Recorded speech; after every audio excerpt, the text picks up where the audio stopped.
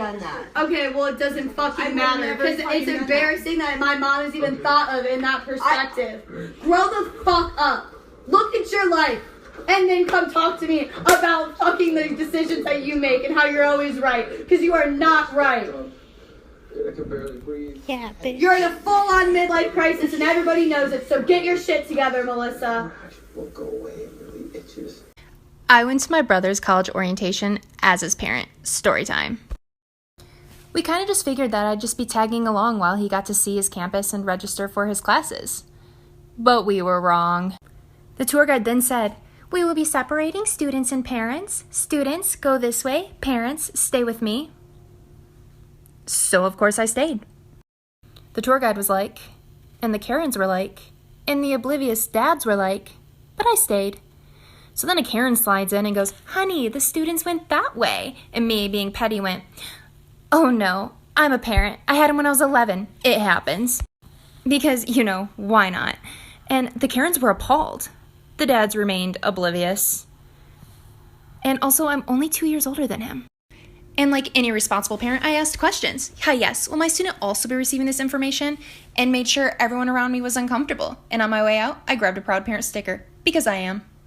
It's okay that you booked a plane ticket home to surprise your mom for Mother's Day, but as your friend was driving you to the airport, you realized you had already missed your flight, so you spent $200 to rebook the flight for the next morning. It's okay that your kind boyfriend rearranged his Mother's Day plans to drive you to the airport at 6 a.m., but your alarm doesn't go off, so your boyfriend called and texted you, then broke into your building and banged on the door until you finally wake up 45 minutes before your departure time. It's okay that you sprinted through the empty airport and miraculously caught your flight, but during your layover you sat at your gate watching TikTok and didn't hear that your flight was boarding and didn't notice until they closed the door and the plane had left the gate, so you begged an employee who turned the flight around and you ran out on the tarmac and got on the flight and finally arrive home, only to surprise your mom, who yells at you for not warning her that you were coming home and refuses to hug you because of coronavirus.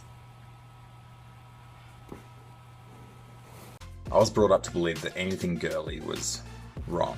I was the captain of rugby. Anything feminine was to be avoided.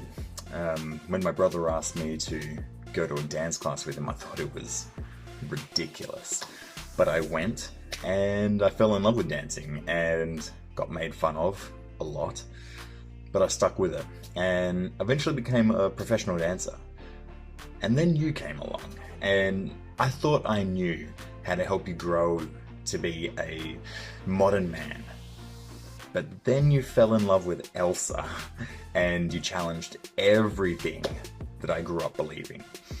I was afraid of what people would think of me, letting you dress like that.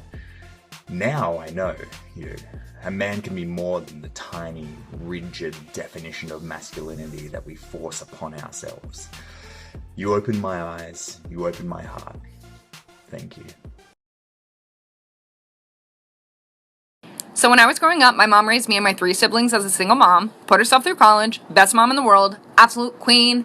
And then one day she met my stepdad, they got married, we all moved in together, and we loved my stepdad, right? There was 4 of us kids, and he had no kids prior to meeting and marrying my mom, right? So bless you, David, for bringing on all of us into your family. Well, one day we decided that we were going to go ahead and pull a prank on my stepdad shortly after we moved in together.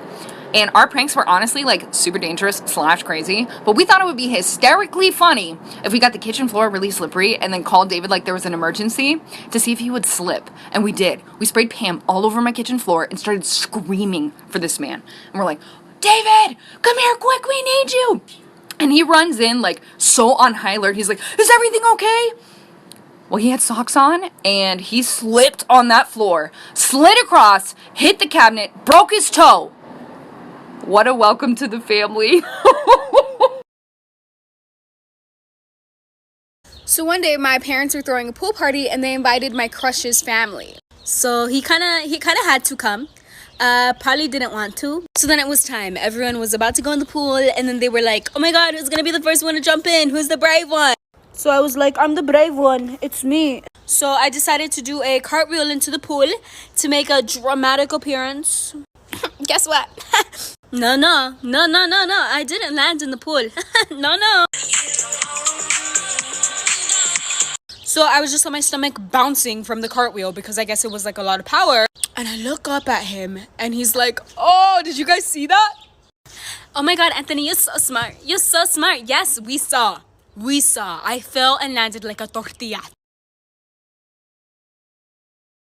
I have plenty of examples where it's shown my mom clearly likes my sister more for whatever reason.